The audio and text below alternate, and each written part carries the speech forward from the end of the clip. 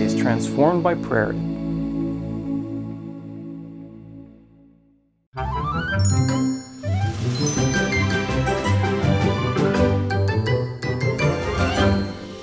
Hi kids, today I have a story for you about racing.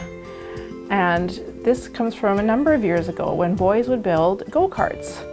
And they were just boxes with wheels on them that they would race.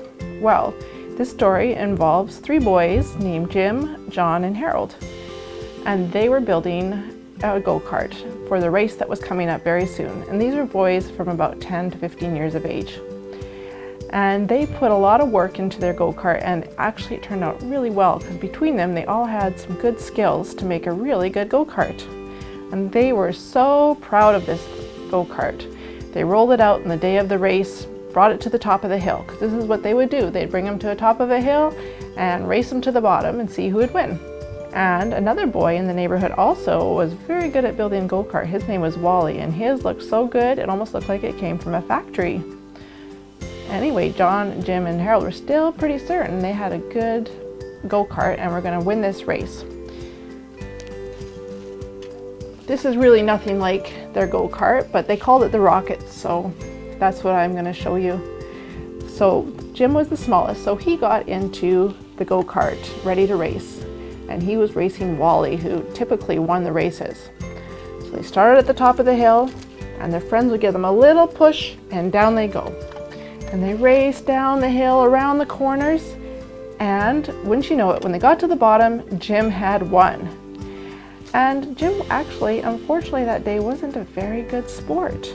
Instead of saying, "Good race, Wally, that was really fun," he said, "I told you, Wally, I told you we could win. I knew you're the best. We are way better than you. You have no chance. It's too bad you're such a loser." Wally, he just hung his head and walked away. And unfortunately, Jim didn't start feeling bad even at that point. They went to the top of the hill and he said, "Hey Wally, I bet we can beat you even with all 3 of us on this go-kart."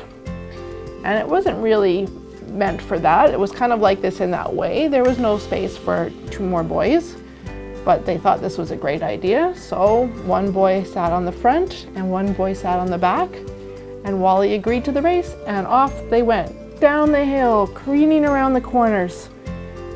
And toward the bottom of the hill, there was a big corner. And Jim couldn't see where he was going because John was sitting on the front.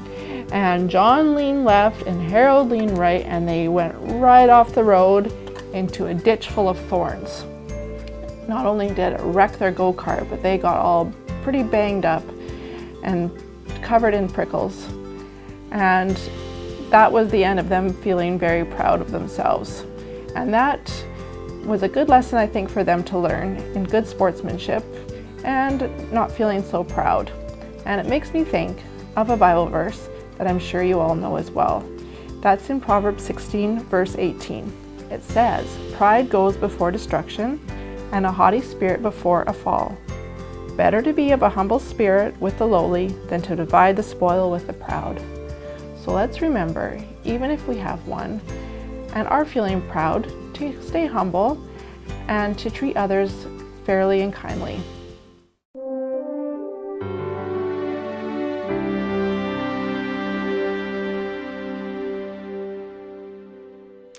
Prayer to me, is an instrument, like a key. It is a weapon, like in a war. It's a way of communication. Prayer is so important to me that I need to think about 3 important things. Number 1 is to whom my prayers are going. And that is the second part. My prayers are going to a friend. So I consider prayer to be a conversation between me and a friend. But the third thing is that this friend is also my Savior, and He is the King of the universe. It was when I was about 19 years old when my country had a civil war. We were already about 3 days without eating or drinking any water. At that time, biologically, your body starts to react. You feel like you have sand in your throat. You know that the natural lubrication of your throat is not there. And suddenly you spit and you're spitting blood. At that moment, you want to talk to your friend who is the king of the universe.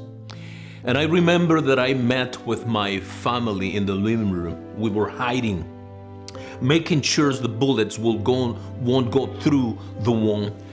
And we pleaded for food and water. We were praying for about 7 minutes when suddenly the National Police of Nicaragua came and they were screaming that they were coming and killing the young people. I was 19 at the time, which means that they will come to my house and kill us. So immediately my mom asked us to leave the home, and we ran in the opposite direction from the voice we heard. And we ran and ran. A group of people, about 50 different individuals of different ages, most of them young people, went in a direction opposite to the voice. We ran and ran and ran and ran for about 5 kilometers. So you could say maybe we were running for 45 minutes. And suddenly, we came to a dead end. There was a whale outside, a man waving and welcoming us in a very warm and friendly manner. Remember, this was after we had been praying with my family. And the man said these words, "I know you are running from the National Police, but the war is over," he said. "I am here to tell you that my well has enough water, fresh water for you, and I don't want to lose all my chickens." So, because of the war, many of the police came here. They took some of my animals, and I don't want to lose all of them, so take as many as you want.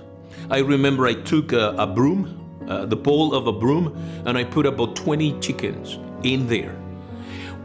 The Lord drove us away for about 5 kilometers. Later on, I learned that it was a false announcement. There was no police behind us. The Lord drove us in a hurry. He gave us the energy and answered our prayers in about 45 minutes. He gave us abundance of water, abundance of food. The man gave us vegetables. So when I came back home, the neighbors and my family had enough food.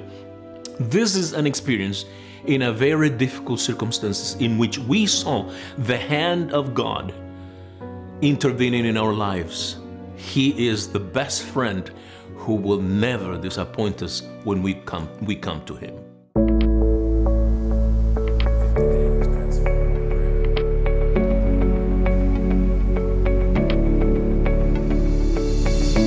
50 days transformed by prayer.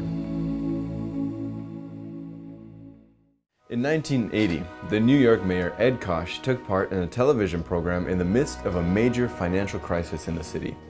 He had spent more than $250,000 to put bike lanes in Manhattan, which ended up being a complete disaster. Nobody respected the bike lanes, and they hindered the traffic flow badly. Many people were angry with the situation. The journalists wanted to explore the matter as much as possible because the mayor was about to launch his re-election campaign. Therefore, one of the first questions he was asked was, "Mayor, in light of the financial difficulties New York City is facing, how could you possibly justify wasting $300,000 on bike lanes?" But Koch surprised everybody by replying, "It was a terrible idea. I thought it would work, but it didn't. It was one of the worst mistakes I ever made." Then he stopped. No excuses or rumbling. He went straight to the point. The journalist didn't know how to respond. In a stuttering voice, the next journalist asked, But Mayor Koch, how could you do that?" He replied, "I already said it was a terrible idea that did not work." There were still 26 minutes left for the program to end, and they had nothing else to ask. The last thing they expected was that the mayor would take responsibility for his actions. The moral of the story, Mayor Koch was elected with 75% of votes. Ultimately, Koch went on to receive both the Democratic and the Republican endorsement for re-election. The principle illustrated here is clear. We need to change our attitude about who is in control of our lives. We cannot blame others for our failures. We must recognize that we are responsible for the decisions that we make. We cannot continue using the victim's mask. In other words, we can't blame people or circumstances for our mistakes or sins. When his sin was exposed by the prophet Nathan in 2 Samuel 12, David did not blame Bathsheba or the events. He took responsibility for his actions, and because he recognized his sin and presented himself before God in prayer, he was forgiven and restored. Against you only have I sinned and done this evil in your sight, that you may be found just when you speak and blameless when you judge. That's from Psalm 51, verse 4. It is believed that Psalm 51 is David's prayer to God as he contemplated his sin. This prayer could be divided into 3 prayers, or 3 parts. The first would be the prayer of confession and contrition, verses 1 to 6. David begins pleading for compassion, mercy, and divine faithfulness.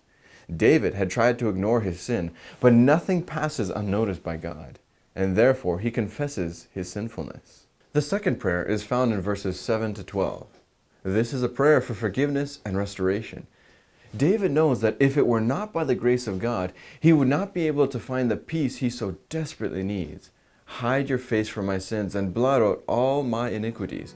Create in me a clean heart, O God, and renew a steadfast spirit within me. Psalm 51, verses 9 to 10. The third and final prayer that is found in verses 13 to 19 is a prayer of gratitude for what God had already done, is doing, and will do in our lives. As he has done to David, God also shows us the path of forgiveness and freedom. Maybe you have ignored sins you have committed. You may have closed your eyes as if they had never existed. Are you ready to make the prayer of confession? Are you willing to ask for forgiveness and restoration? To thank God for the grace that he made available for you? If that is the case, please talk to him now. Acknowledge your faults and remember that prayer is the key in the hand of faith to unlock heaven's storehouse, where are treasured the boundless resources of omnipotence.